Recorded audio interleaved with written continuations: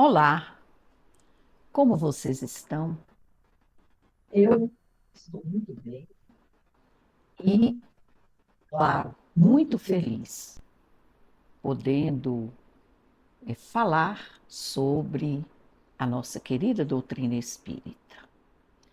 Meu nome é Rosana Silqueira Paixão e eu moro em Montes Claros, Minas Gerais, e criei e apresento este podcast com o objetivo único de divulgar a doutrina espírita, pela qual sou verdadeiramente apaixonada. Vocês já conhecem o Cartas de Luz.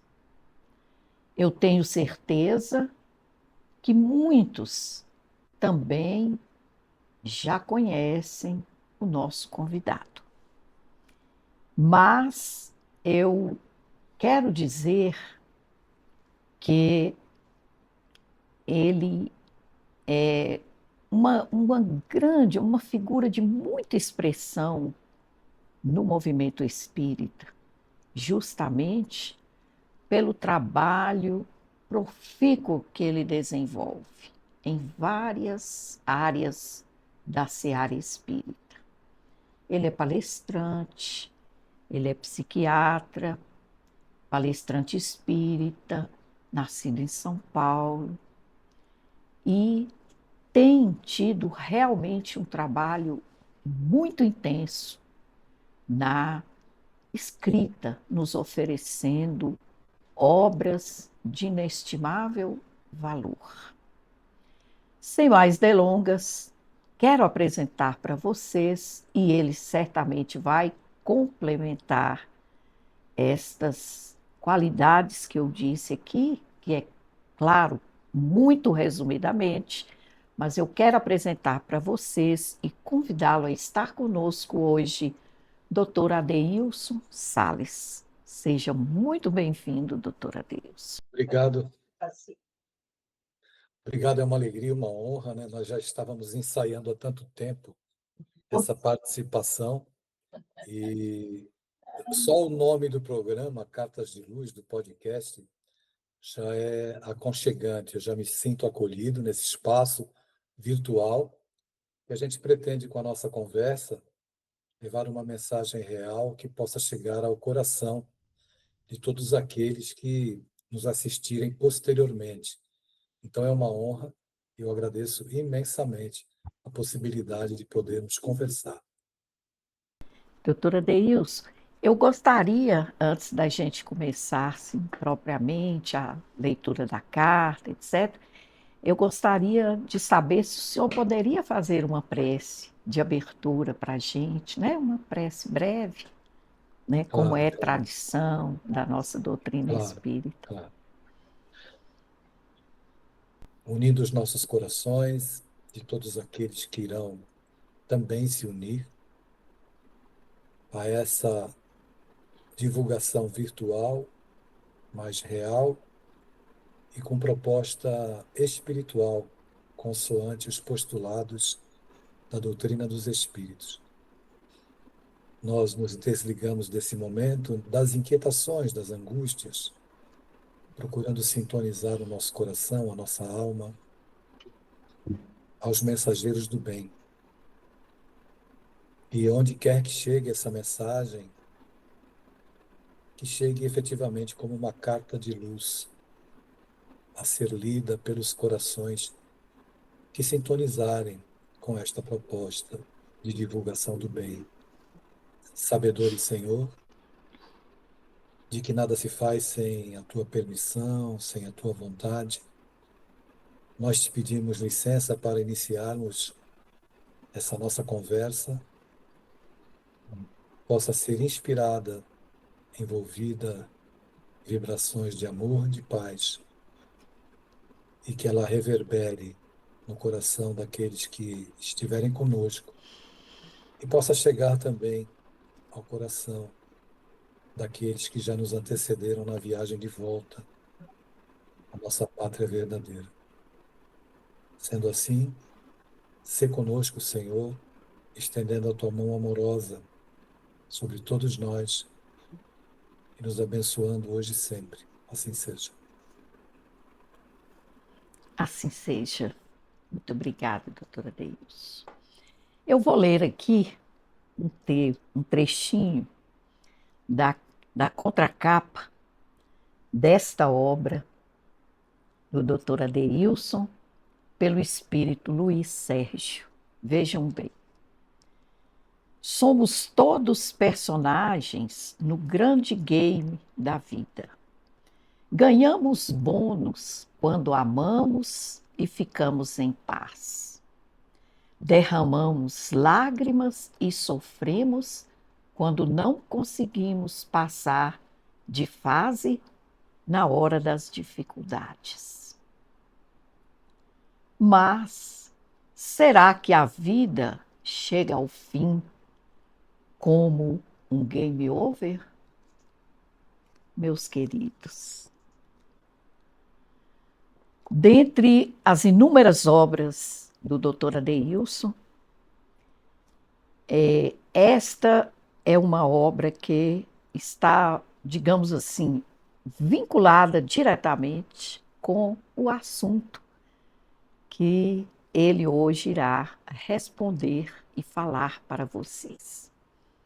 Pois bem, então, como todos sabem, Cartas de Luz apresenta uma carta que nos é mandada, nos é enviada por alguns de vocês, né? E o nosso convidado responde às indagações que são feitas nessa carta.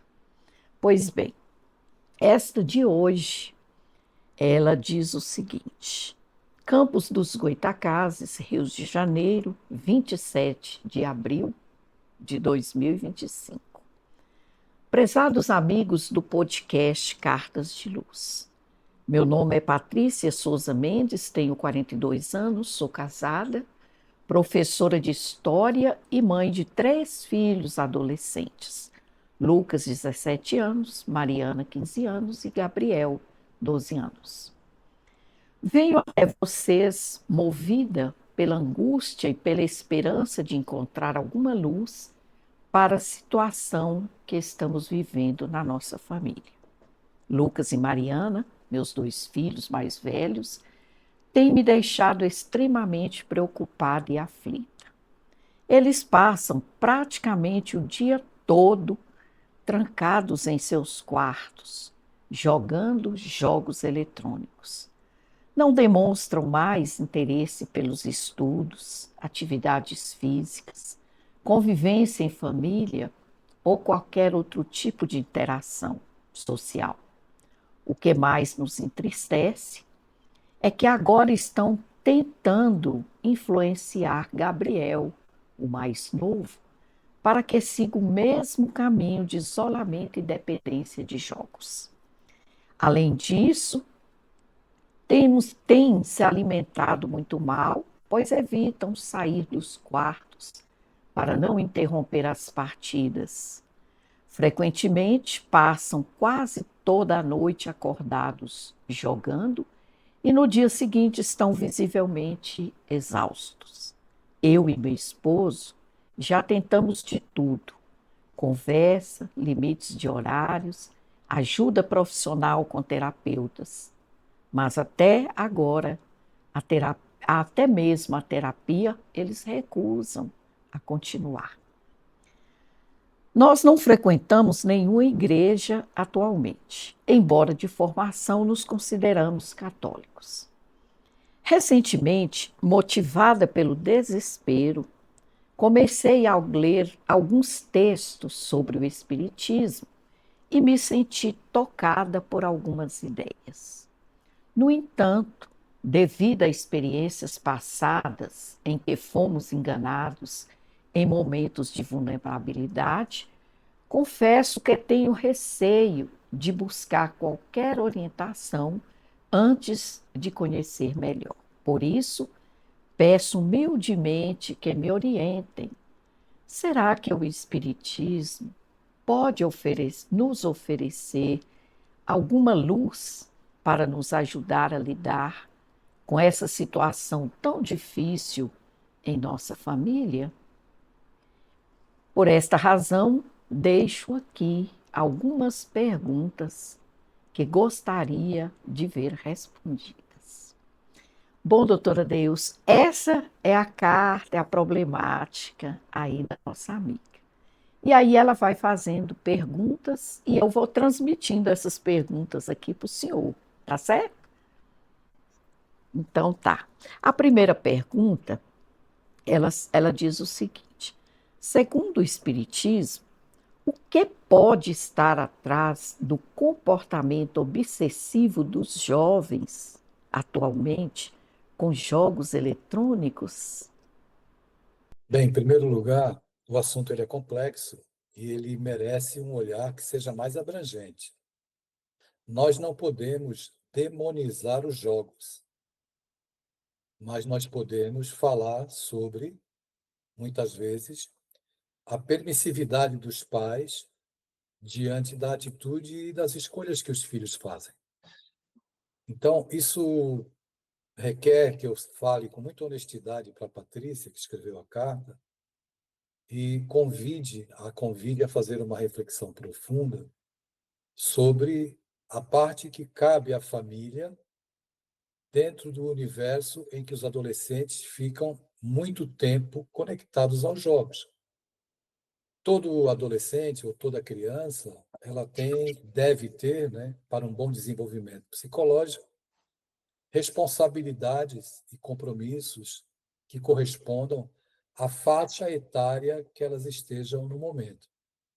Então, a fala, ela precisa ser uma fala dos pais e dos educadores que visitem o universo íntimo da criança ou do adolescente e que dentro dessa relação se coloque autoridade, se coloque limite.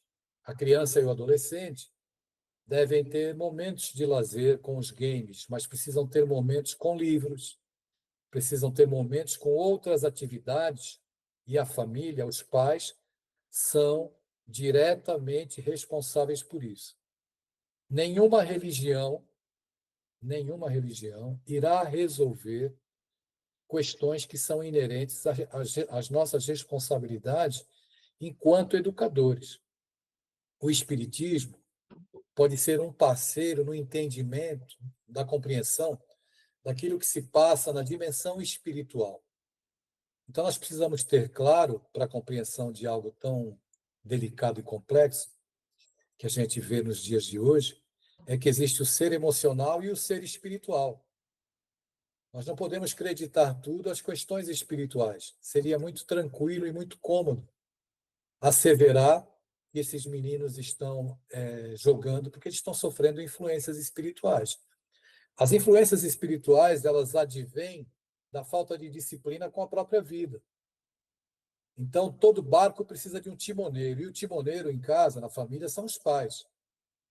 Eu já recebi mensagens de amigos meus, pessoas que trabalham como médicos, etc., que não estabeleceram limites dentro da relação com os filhos e têm dificuldade de agora colocar um freio na circunstância que se mostra muito gravosa, porque sem limites, nenhuma relação é saudável. Se não existe limite para lidar com o game, não vai existir limite para outras circunstâncias. Não existirão. Então, é preciso que a gente tenha muita clareza. Qual é a parte que me cabe na situação que eu estou vivendo, enquanto pai, enquanto educador, porque existe uma responsabilidade. E aí a gente fala para a Patrícia, isso com o máximo respeito e carinho por ela, dizendo que é preciso ressignificar, então, essa relação com os filhos, chamá-los para uma conversa. Evidentemente, quem paga a privacidade que eles querem ter e desejam ter quando estão no mundo dos games são os pais. Então, é preciso criar, se possível, um contrato de convivência. E eu posso explicar como funciona esse contrato de convivência. Ela, inclusive, o senhor falou aí que ela pergunta isso. O espiritismo reconhece algum tipo de influência espiritual em casos de vícios em jogos? Na psicanálise existe uma frase que a gente costuma citar muito nas palestras que diz assim: todo excesso esconde uma falta. Então, onde é que a família está falhando, os pais, para que tenha chegado até esse momento, né, delicado de eles permanecerem muito tempo vinculados aos games, aos jogos eletrônicos? Está faltando alguma coisa. Qual é o espaço que os pais podem ocupar? Qual é o nível de convivência que estão tendo? Os seus filhos chegaram a esse momento grave, e é claro que um momento grave em que se tem uma vida mais virtual do que uma vida real, isso abre portas para perturbação e influências espirituais. Isso aí vai acontecer e acontece. Mas qual é a contrapartida e qual é a atitude que nós podemos ter para minimizar essa questão? É que os nossos filhos não sejam órfãos emocionais. Quem são os órfãos emocionais? São os garotos e garotas que têm os pais dentro de casa, mas não têm os pais dentro da vida. Então, eu não posso fazer afirmações, seria leviandade da minha parte, eu seria leviano em emitir opiniões. Eu estou fazendo colocações para provocar a reflexão da Patrícia e do esposo. Eu não estou afirmando que a vida dela é assim. Mas é importante refletir qual é o tempo que a família passa junto, quais são os programas que se realizam conjuntamente. Se eles vivem dentro de casa, os pais não têm tempo de dedicar, né? E isso não é saudável para a relação. Momentos em que possam conviver fora de casa, realizando outras coisas, né? Porque, segundo a narrativa e a carta, nem terapia eles querem fazer. Mas existem situações em que os nossos filhos precisam que a gente use a autoridade.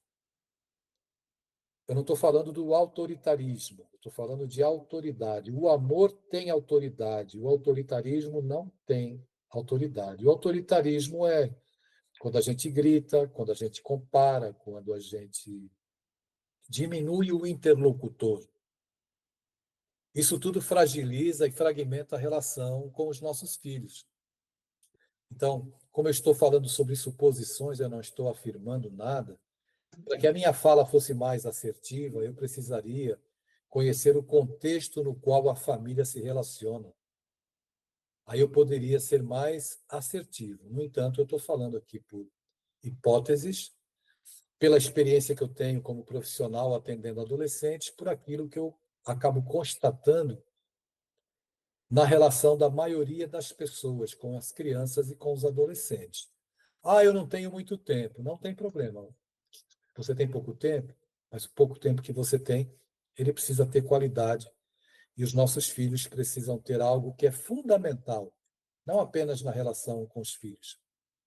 Nos relacionamentos humanos, as partes que se envolvem, que se relacionam, precisam ter um sentimento de pertencimento à relação.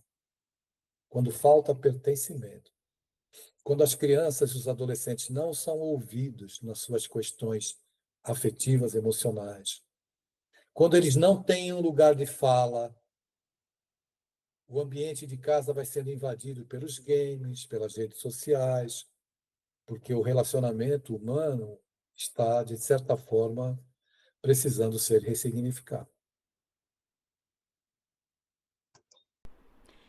Também pergunta ela como podemos proteger espiritualmente nossos filhos desse tipo de dependência? Bem, independente da fé que ela professe, né, ela diz que está simpatizando com o espiritismo, dentro da perspectiva da prática espírita, aconselha-se sempre o evangelho no lar. O que é o evangelho no lar? É uma religião, é uma reunião mística, extremamente religiosa? Não, o evangelho no lar é uma reunião simples, em que a gente vai receber um convidado à noite. Esse convidado se chama Jesus Cristo. Então, é um convite para nós trazermos para o ambiente da nossa casa mensagens, leituras, a oração em família, com a intenção de promover a união e de promover uma higienização espiritual da nossa casa. A família que ora unida, evidentemente, que ela traz proteção espiritual para o ambiente doméstico. A psicosfera da casa, o que é a psicosfera? A psicosfera é formada pelo conjunto dos pensamentos e das mentes humanas que ali se reúnem cotidianamente. Se nós temos um ambiente de agressividade, de falta de respeito, de xingamentos, nós acabamos atraindo para o convívio e a intimidade do lar entidades desajustadas, perturbadas, e acabamos, evidentemente, trazendo, deixando o ambiente, vamos usar uma palavra bem popular, carregado, carregado de energias densas. Então, a prática do evangelho no lar, e aí seria uma medida profilática, né, preventiva, como ela pede que nós possamos sugerir, seria uma medida para prevenir a permanência de influências espirituais, a invasão no lar de influências espirituais. Mas eu volto a afirmar que onde existem problemas emocionais, existem problemas espirituais. Onde tem problemas espirituais, existem problemas emocionais. Essas duas instâncias, elas se interligam, elas não se separam. Isso precisa ficar claro. Um ambiente de harmonia e de respeito vai ser um ambiente visitado por entidades superiores. É preciso ter isso em mente. Correto. A pergunta seguinte dela, doutor, talvez, né, não sei, talvez o senhor já tenha até respondido, que ela pergunta se existe alguma prática espírita específica, né? No caso, o senhor falou sobre o evangelho, né? No lar, mas ela pergunta exatamente isso. A gente pode discorrer mais um pouquinho, dizendo que à medida que nós harmonizamos a nossa casa espiritualmente, é como se nós criássemos psiquicamente uma redoma protetora. Espírito perturbado não se interessa em visitar um lar virtuoso. Não é um lar perfeito. Como frisa nas suas obras o psicanalista inglês Donald Winnicott, em suas obras que eu sou fascinado, estudo, né? Em breve vou lançar um livro que eu escrevi justamente para esse universo relacional entre pais e filhos, onde eu falo sobre espiritualidade e psicanálise, me baseando em Donald Winnicott, psicanalista inglês, e Françoise Douto, uma psicanalista francesa. E Donald Winnicott, ele diz que o ambiente de casa, né, deve ser suficientemente bom, não precisa ser perfeito. Não existem ambientes perfeitos, assim como nós não somos perfeitos, mas podem existir ambientes suficientemente bons. E esses ambientes suficientemente bons, eles não podem prescindir de respeito. O amor não existe sem respeito. Isso a gente tem que entender de maneira muito clara. Então, é evidente, quanto mais nós trabalharmos para um ambiente saudável e respeitoso, mais o ambiente se tornará virtuoso. Aí as portas estarão abertas para as entidades amigas, amorosas, que visitarão o nosso lar cotidianamente. Então, um espírito vicioso, quando ele entra num lar virtuoso, não tem espaço nem energético para ele permanecer ali.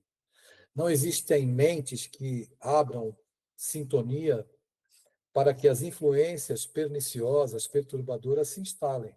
Então, a gente precisa ter clareza a respeito disso. É verdade. E no caso, doutora Adeilson, né, no caso do Evangelho, se esses filhos ou as pessoas, né, que têm problemas, etc., ou que não tenham, que aparentemente não tenham, não quiserem participar, porque muitas vezes, né, motivado até mesmo por esses problemas, as pessoas né? Ficam refratárias, não aceitam, né?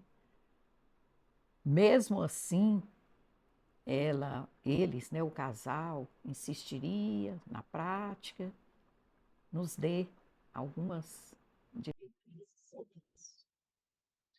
Veja bem,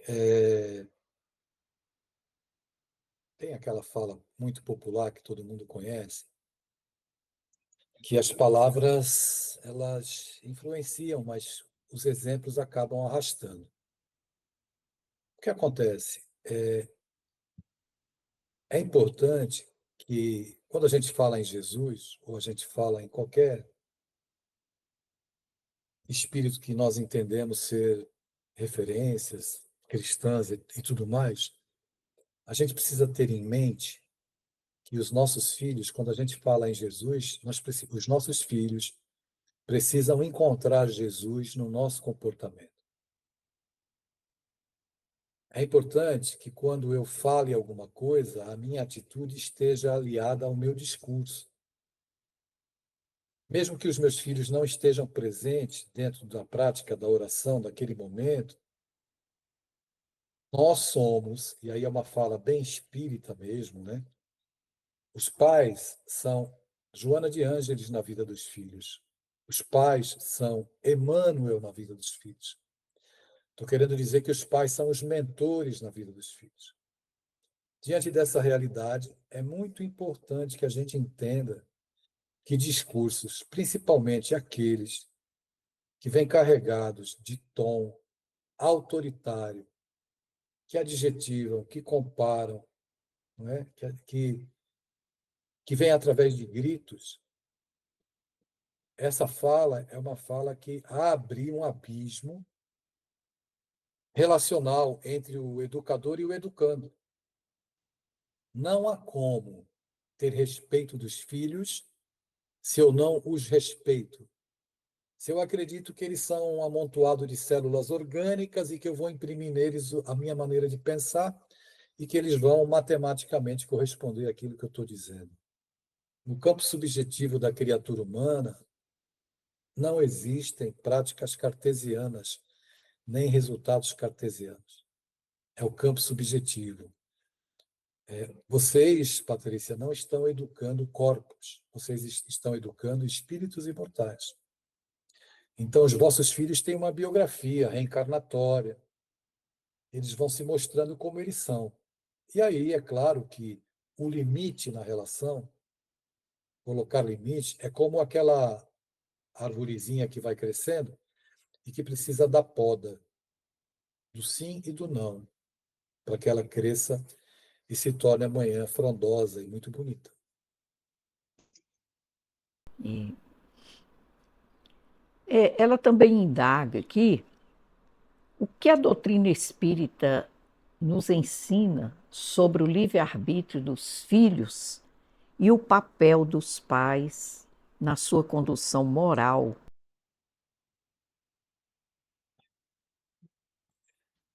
É, olha, nós somos, enquanto pais, os facilitadores da vida dos nossos filhos. O que é um facilitador? Ele vai ajudando no entendimento e trazendo na sua prática educativa uma linguagem, uma fala e os exemplos necessários a nutrir o coração da criança, o coração do adolescente, dando direcionamento. Não é possível entender que os nossos filhos tenham livre-arbítrio enquanto eles não desenvolveram ainda o seu aparelho psíquico. Enquanto as instâncias psíquicas, né, e aí eu recorro a Sigmund Freud, para falar da sua segunda tópica, trazida por ele em 1925, a respeito do id, do ego e do superego, ele traz para nós as informações de que o id é uma instância psíquica que se movimenta pelo prazer. Então, o id busca o prazer. O ego é a instância mediadora. E o superego é aquela instância moralista, castradora. Então, o ego, ele fica intermediando essa relação do desejo pelo prazer com o moralismo, com a castração, com tudo aquilo que é natural para o desenvolvimento saudável da criatura humana. Mas o adolescente, nos dias de hoje, ele não tem capacidade de discernir. Ele está lidando com um mundo que virou um banquete de prazeres, então tudo é oferecido. Ser adolescente hoje é muito difícil. A vida se tornou um shopping center do prazer. Nesse instante delicado do desenvolvimento psicológico do adolescente, em que ele está se identificando com o mundo, em que as reminiscências de vidas passadas sutilmente vão emergindo no seu psiquismo, em que a educação recebida na infância deveria ter desenvolvido vetores educativos dentro dele e valores ou referências para que no instante em que o mundo o provoque em busca do prazer, ele tenha um balizamento. Meu pai já me ensinou isso, meu pai já me ensinou aquilo.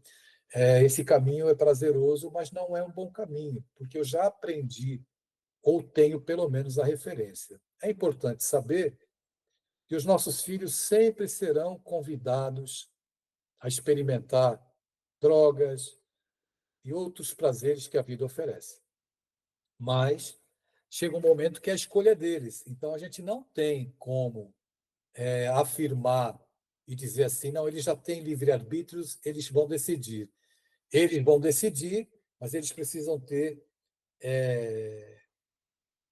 vetores indicativos de bons exemplos, de boas práticas, para que eles possam se apoiar e poder discernir na hora em que o mundo os convidar para experimentar muitas coisas. Isso vai acontecer e acontece com qualquer criança e qualquer adolescente. Então, aí eu volto a afirmar que a educação é a medida, a educação e a conversa, né? Pai que só fala com o filho não conhece o filho que tem. Para conhecer o filho, a gente tem que conversar. É, é verdade, uma diferença, né, muito grande entre só a fala e o diálogo, né? A aproximação pela palavra, muito importante. Ela pergunta também se, se existe alguma orientação espírita específica para os adolescentes que rejeitam a convivência familiar e o diálogo. Veja, é como eu tô afirmando e dizendo aqui, isso eu me responsabilizo totalmente, que essa refratariedade na convivência, ela tem uma causa. Isso não nasce de uma hora para outra. Não surge um adolescente no meio da sala da nossa casa nos desafiando. Essa é uma realidade que é preciso ter em conta. Eu não sei qual é a estrutura e o desenvolvimento e a dinâmica familiar para que isso esteja acontecendo hoje, mas certamente, com as colocações e as indagações da nossa companheira, indagações que nós muito respeitamos e entendemos, é necessário também auxiliar os pais no entendimento. Muitos pais estão pedindo socorro por não conseguirem lidar com essas situações hoje que se apresentam dessa forma. Então, se os filhos não querem ou não estão conseguindo aceitar a terapia deve ser recomendada aos pais, porque os pais também precisam de terapia. Os pais não sabem tudo. Os pais precisam de ajuda. Os pais também são aprendizes. Os pais sangram em cima dos filhos, porque os avós sangraram em cima dos pais. Esse processo de falta de compreensão do desenvolvimento psicológico da criança e do adolescente não é um processo de dificuldade dos dias atuais. Isso existe há muitos séculos e com o avanço da psicologia, da psicanálise, das ciências da saúde mental, nós estamos hoje tendo uma visão muito mais clara de que, em primeiro lugar, a criança precisa ser respeitada. Se ela não for respeitada no seu desenvolvimento psicológico, ela não irá respeitar aquelas pessoas com as quais ela convive. Gritos não educam. Por que é que se pode gritar com uma criança e a criança não pode gritar com um adulto? Eu gostaria de saber. Espancamentos não educam. Por que é que nós podemos bater nas crianças e as crianças não podem bater na gente? Então, é evidente que, a depender do desenvolvimento de uma criança, na adolescência, ela vai estar mais refratária ao convívio, principalmente hoje. Então, é necessário fazer um resgate, retomar um caminho, ressignificar a educação, e ressignificando a educação, a gente vai ressignificar o convívio com os pais.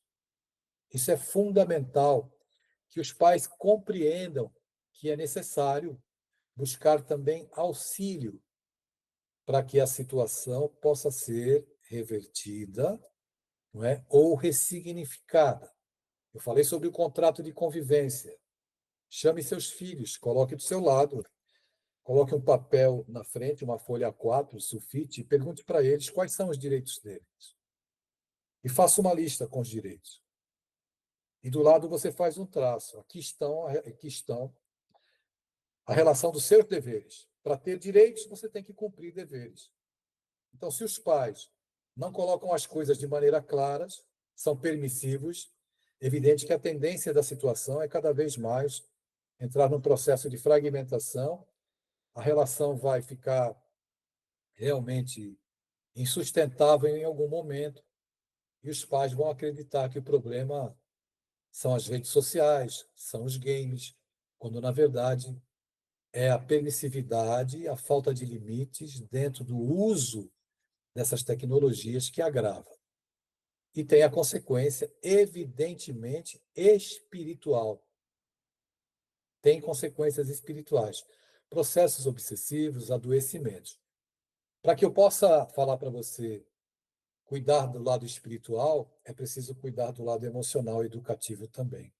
Uma coisa não anda sem a outra. É preciso ter clareza sobre isso. Com certeza. Ela também pergunta como o Espiritismo interpreta o afastamento dos jovens da realidade e da vida social por causa dos jogos. Acontece sim. Veja como essa discussão ela é complexa. Se eu não tenho segurança, por exemplo, se eu sofro bullying na escola, e eu não estou falando nem de problema já dentro de casa, eu estou falando de lidar com o mundo exterior. Se eu sofro bullying, eu estou dando só um exemplo, poderia dar muitos outros. Tenho dificuldades relacionais, eu tento me enquadrar e ser aquilo que o mundo diz que eu devo ser. Se eu não tenho o perfil daquilo que as redes sociais apresentam hoje, para que eu seja feliz, eu estou falando pela mente do adolescente, pela perspectiva dele. Para que eu possa ser feliz, eu tenho que ter aquele corpo. Para que eu possa ser feliz, eu tenho que usar aquela marca. Eu tenho que ter aquele logo. Isso tudo é muito grave e muito sério, porque à medida em que eu percebo que eu não consigo ser aquilo, eu vou me fechar para o mundo. Eu prefiro viver uma rota de fuga nas redes sociais, na vida virtual e nos games, do que lidar com a vida real. Então, eu disse no início da nossa fala que todo excesso esconde uma falta. O que é que falta dentro da estrutura psicológica de uma criança ou de um adolescente, para que ele não queira conviver com a família? Eu não estou aqui, eu deixei a família em segundo plano. Mas se existem também uma relação de autoritarismo em família, se nada do que eu faço está bom, se eu me sinto inadequado, se eu carrego um sentimento de insuficiência, eu nunca sou suficiente para os meus pais, porque eles exigem tudo de mim. Se eu carrego esse sentimento de insuficiência, evidentemente que eu tenho que encontrar algo para fugir dessa opressão psicológica que me causa sofrimento, me faz me automutilar e faz com que eu desenvolva a ideação suicida. Interessante, né, doutora Deus? Hoje, o senhor falou em ideação suicida. Nós estamos no Setembro Amarelo, né? Com a campanha de valorização da vida. E com tristeza a gente tem visto tantos jovens optarem por esse caminho, né? Que é um caminho tão tortuoso, tão difícil, né? Mas é interessante, né? Essa fuga da realidade mesmo, a falta de sentido, né? E aí ela prossegue perguntando, o senhor também já falou sobre isso, mas como está aqui a pergunta, se há algum risco de influência espiritual mais grave, coloca entre obsessão nesses casos, segundo a visão espírita. Ela coloca entre parênteses obsessão. Sim, eu peço desculpas, pelo alongamento das respostas, mas o tema ele é muito complexo e você não pode responder algo dessa natureza com uma frase simples, né? Sim. Mas a pergunta dela, essa colocação, ela me dá ensejo de fazer, de aprofundar a reflexão ainda mais, falando a respeito da mediunidade na adolescência.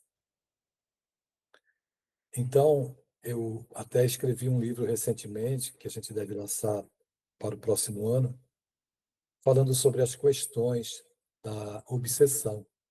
Eu utilizei as obras de Manuel Filomeno de Miranda, peguei passagens das obras dele, né, as obras que Divaldo psicografou, pois esse espírito ele aborda muito as questões da obsessão. E aí a gente precisa ponderar alguns aspectos. Por exemplo, a mediunidade ela é uma condição orgânica. Então, Allan Kardec já diz no livro dos Médiuns, capítulo 14, item 159, que todo aquele que sente em um grau qualquer a influência dos espíritos é por isso mesmo médium, mas não a partir dos 21 anos. É uma condição orgânica. Então, a mediunidade ela está presente na infância e está presente na adolescência. E é evidente que no momento social atribulado, com muitas questões em que a família se fragmenta, né? A, a gente percebe claramente que muitos garotos e garotas que são diagnosticados com processos de ansiedade apresentam, na verdade, questões mediúnicas. Isso precisa ser tratado com urgência e conversado com muita responsabilidade, porque até o movimento espírita está muito aquém de trabalhar essas questões e pouco se fala da urgência de se cuidar desse lado, orientando o adolescente, e eu não estou falando para levar o adolescente para reuniões mediúnicas, eu estou falando que é preciso orientar o que é a mediunidade. As coisas que ele sente, muitas vezes, ele não está ficando louco, ele só não consegue compreender. Então, veja como o assunto é para o resto do ano e para o ano que vem, para a gente ficar conversando a vida inteira. Então, é claro que podem acontecer casos, voltando à questão da Patrícia, no agravamento das questões da obsessão, que podem ter a ver também com questões da mediunidade. Se o garoto e a garota vivem conflitos e são médiuns ostensivos, o canal para a influência espiritual perturbadora está evidentemente aí escancarado, para que em algum momento as influências espirituais acabem tornando a situação mais gravosa ainda.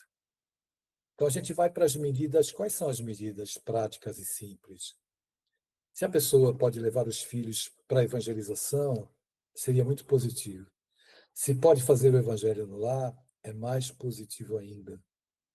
Mas quando a criança ou adolescente é refratário e não receberam esse esclarecimento pode partir de conversas em família, conversas respeitosas, leituras em família, a aproximação dos pais, né? Eu vou repetir, os pais são os mentores dos filhos.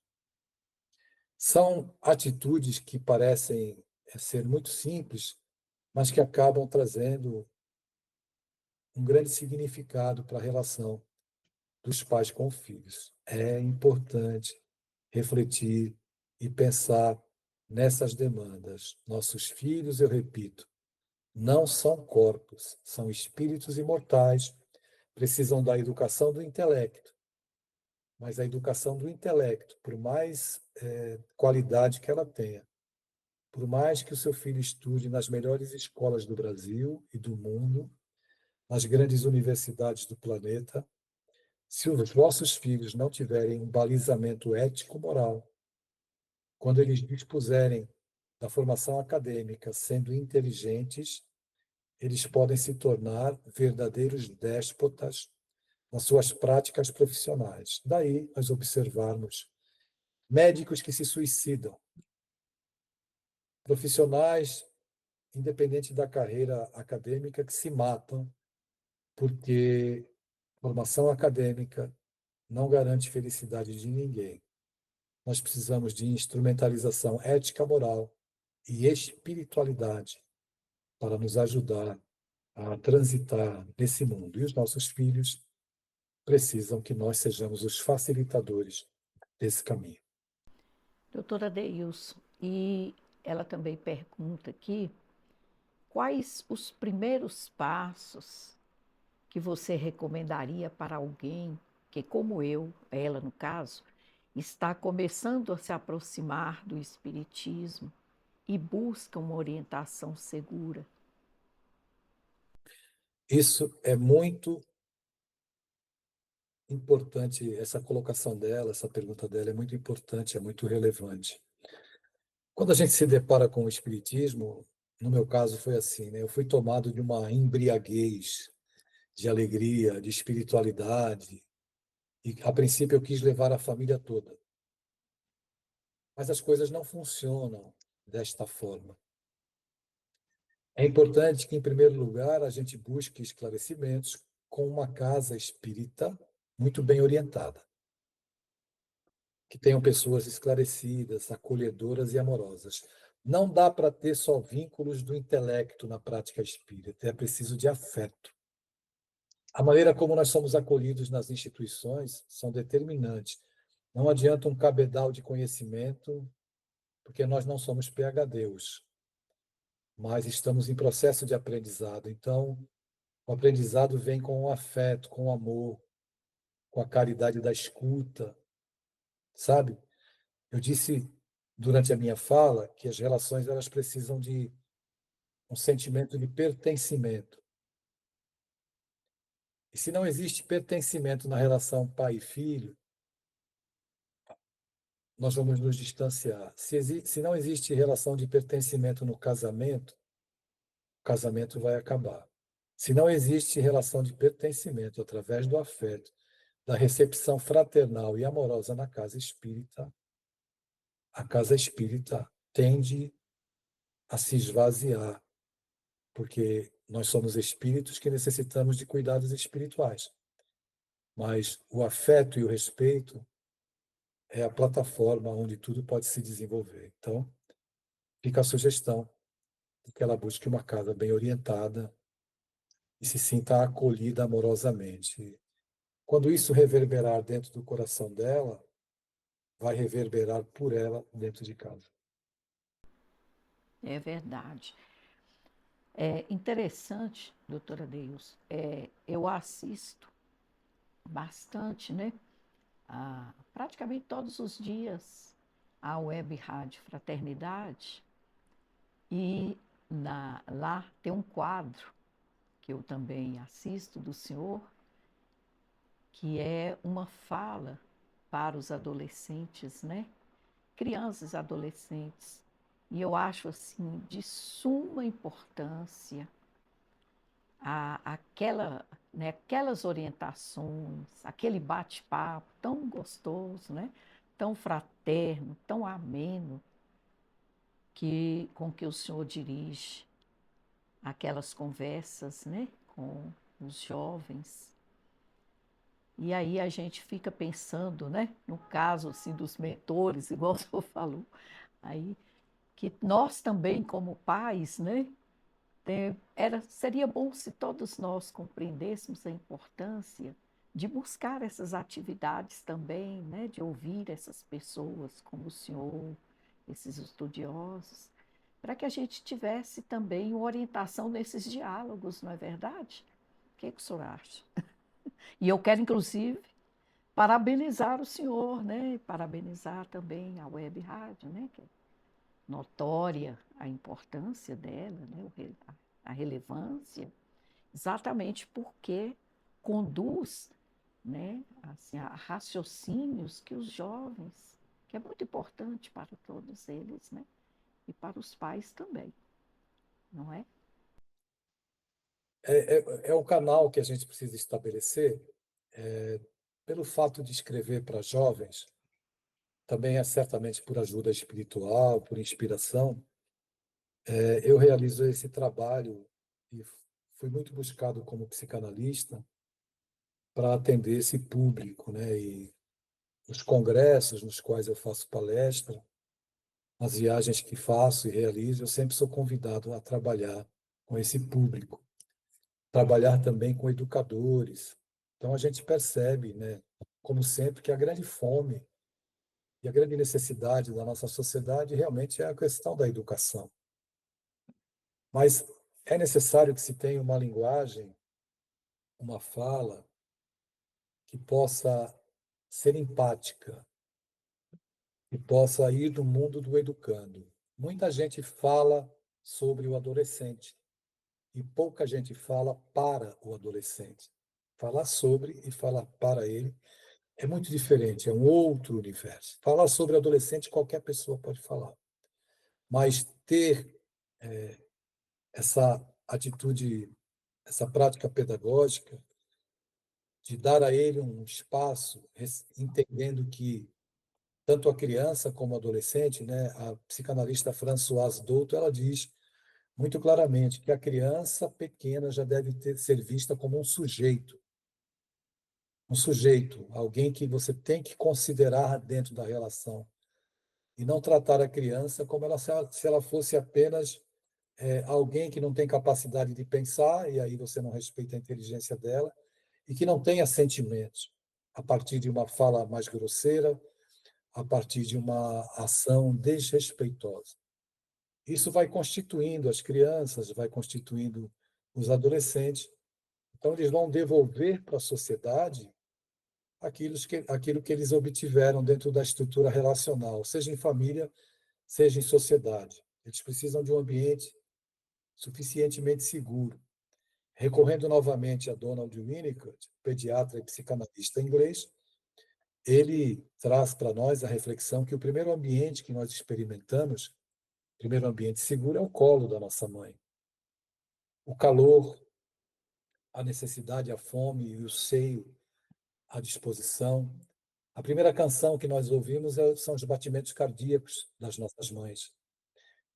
É nesse espaço que a gente vai desenvolvendo a segurança, e é nesse espaço que nós também vamos experimentando, e isso contribui para a formação e estruturação psicológica do ser humano, é nesse espaço que a gente vai experimentar também as primeiras frustrações. Quando a gente chora e não é atendido na hora, quando a gente chora e não nos pegam no berço. Então, a gente começa esse desenvolvimento saindo do ambiente suficientemente bom, que é o colo das nossas mães, para um momento transicional. E esse momento transicional, nos fala e orienta o psicanalista inglês, também se utiliza de objetos transicionais. Então, por exemplo, aquela fraldinha que a criança gosta de ter em companhia é um objeto transicional. Ela está saindo do colo para ir para o mundo externo, para a vida externa, e se utiliza ainda de alguns objetos que fazem com que ela experimente a transição da saída do colo para a autonomia gradativa. Nós precisamos ter em mente que o adolescente ou o adulto, eles não se tornam prontos de uma hora para outra. Eles vão se formando, se estruturando no processo reencarnatório, no processo de desenvolvimento emocional a partir da infância. E realmente muito interessante e o que eu acho assim maravilhoso, né, e maravilhosa na fala do senhor lá com os adolescentes é exatamente isso, né? É essa proximidade, esse diálogo assim tão próximo da linguagem do próprio adolescente, né? Que é esse campo fraternal que se estabelece, né? De confiança, de amorosidade. Então, assim, muito interessante mesmo. Doutora Deilson, o senhor está no 101º livro, não é mesmo? Pois é. Será se algum dia a gente podia pensar em uma entrevista sobre a sua obra? Claro, bom, em primeiro lugar, eu quero agradecer esse espaço, que realmente é um espaço de luz, né? Eu me senti muito confortável aqui e me sinto amparado espiritualmente, porque os espíritos me ajudam. Aí, à medida que as perguntas estavam sendo feitas, era como puxar uma pena e vinha uma galinha, né? Eu começava a falar e vinha outra outra situação. Mas eu fico à disposição, principalmente para falar sobre o próximo livro, que de todos os livros que eu já publiquei até hoje, esse livro, sem dúvida alguma, eu poderia a obra mais bela produzida, porque ela não me pertence. Ela apenas passou pelas minhas mãos, mas é um livro que vai ter uma repercussão muito positiva, eu tenho certeza. Primeiro, por causa do autor espiritual, que é o Dr. Bezerra de Menezes. Segundo, pelo tema que ele trata. E o título do livro é Um Céu para o Meu Filho. Perfeito. Nós queremos saber, né? Já vamos ficar observando a época, né, em que ele será divulgado, publicado, etc.